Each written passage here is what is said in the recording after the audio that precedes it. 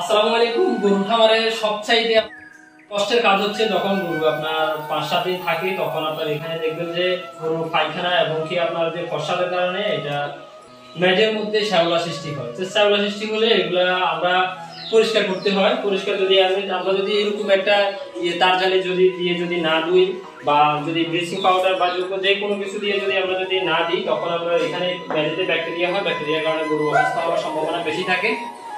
তো প্রত্যেক সপ্তাহে আমরা একবার হলেও চেষ্টা করি যে গরুর গোবরটা যেন ভালোভাবে আপনার পরিষ্কার করতে পারি। এই দেখুন এখানে অনেকগুলো শ্যাওলা, এভাবে আমরা পরিষ্কার করবো। এই ভিতরে যে শ্যাওলা যেগুলো আছে এগুলোর কারণে গরু পা পিচ্ছিল করার কারণে গরু পা ভাঙার সম্ভাবনা বেশি থাকে।